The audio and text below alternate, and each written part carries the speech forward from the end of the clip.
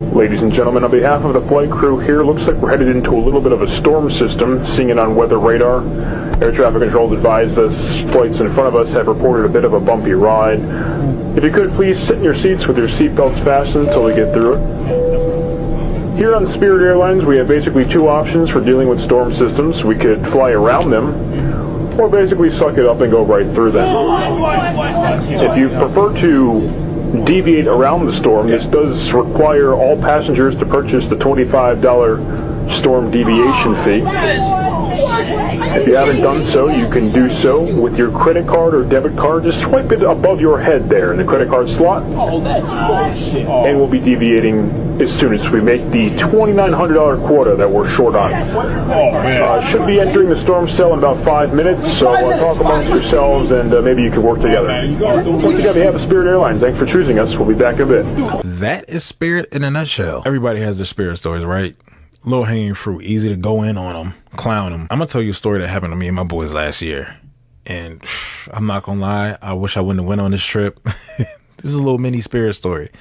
So my boy Marcus had his bachelor party, right? We get to the airport, I think it's around like 5:30 a.m. Me, Jada, Webb, Chi-Chi, Wesley. I forgot my other boy's name. I met through Webb from Jamaica, I think. Yeah. I don't remember his name off the back, but my bad if you're watching this.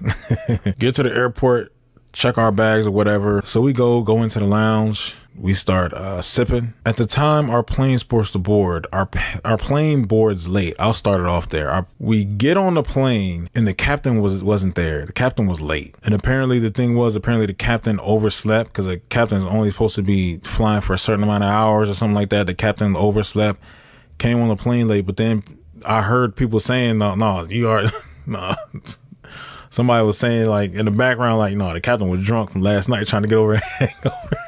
I mean, we talking about Spirit. Wouldn't be surprised if that was even true. We actually have to get back off the plane. We get off the plane, and I don't even remember if they said there's something wrong with the engine or something. It was like 3 different things wrong. I can't even remember we went back into the lounge. The last thing I remember, this is how I remember the lounge. I remember being in the lounge and wanting to go back home. I didn't even want to go on this trip no more because the flight was so late.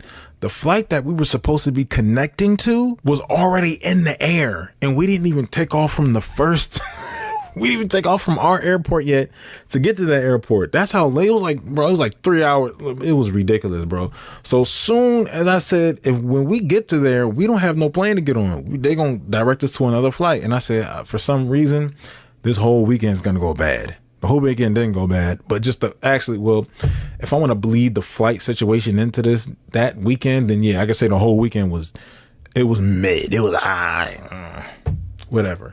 So we were supposed to get to Colombia Thursday evening. Supposed to go fly to Florida. Then it's gonna be like an hour flight to get there. We're only gonna be flying for like 3 hours or something like that. It wasn't supposed to be all this time, of course. We're in the thing, and I'm like, bro, I'm looking at the flight status. I said, dude, we missed our next flight. The plane's in the air. If they try to put us on another flight, we on Spirit. You know, they're gonna jerk us around. We ain't gonna be able to we gonna end up staying the night in Florida or whatever. That's what I'm thinking. And I'm like, something told me, I said, man, I don't want to waste no more money on this trip. I want to go home now. I want to go home. I was like, man, these dudes going to be mad at me. But then, man, I just said, you know what? It's from my boy Marcus' bachelor party. You only do this once in your life, I guess. If you don't get married a second time. I never heard of a second bachelor's party, but whatever. I said, man, we gonna do this. Forget it. Long story short, we end up boarding the plane again, take off, right? We land in Orlando, try to give us different flights and all this other stuff. And some of us are gonna be splitting up, going on different planes. There's a whole bunch of racket. There's a whole bunch of mess. What ends up happening is we all have to stay the night, and we all end up splitting up on different flights anyway. So we stayed the night in Florida, get up Friday. We all go to the airport. We all get on our separate flights, all taking off at different times. We don't end up getting to Colombia till Friday night. Like Friday night at I think I might have got there at like 11 p.m. or midnight or something crazy. So we missed Thursday and Friday. We're supposed to come back on Monday. We missed 2 whole days taking flights. So that's 2 days off the trip. That's a negative for everything. Got the COVID shots. I got the test. Dude in Colombia hooked us up. He said, 2 hours, 2 or 3 hours, everything negative. Don't worry about it. But damn, that was a wrong accent. Oops, my bad. Hope people don't say that's racist because it wasn't trying to be. As we go board our plane, right? So we all get to the airport. We're all trying to catch our flight, and the line for security is like backed up so crazy that nobody's gonna catch their flights. Like nobody's gonna catch their flights. Like everybody's gonna miss their flights. It was crazy, bro. Like every single person in line was just blown. We all had to go stay at this hotel in Florida. We got stuck in Florida again. Nate was good. He can go right home to his girl's house. He was good. But we all got stuck in Florida again. Had to go stay at the Hyatt. This time it was just me and Jada. No, me, Jada, and Chi-Chi had got stuck. Webb, he actually got through. He has global entry on his card. He got like mad perks. He got global entry, so he skipped the whole thing. He took in pictures on the plane. Webb was like, yeah, couldn't be me. I made it.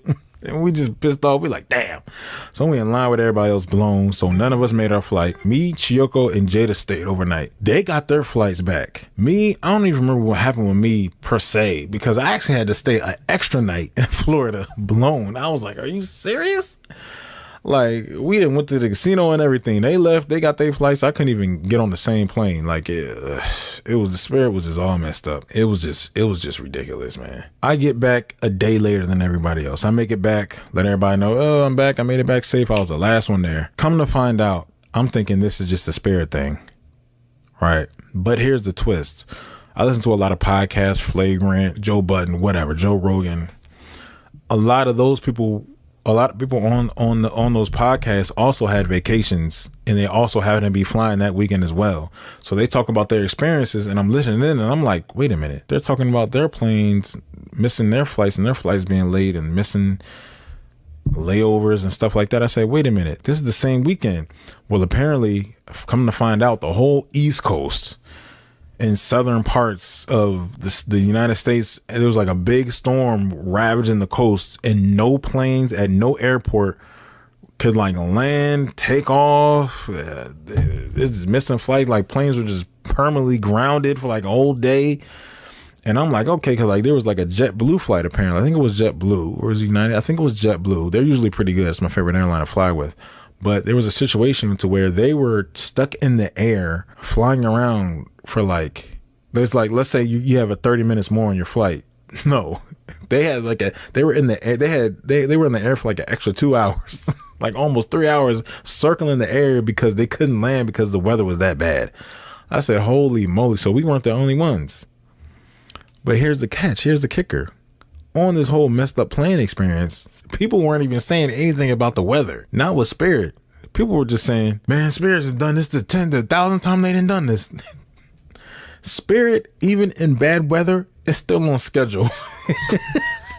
They're like, yo, Spirit is so bad that bad weather still makes it look like it's running regular. Like this is regular for Spirit, storm or not. And I was like, damn, that's messed up. Booking multiple flights with Spirit, that's just a bad idea. That was just a bad idea.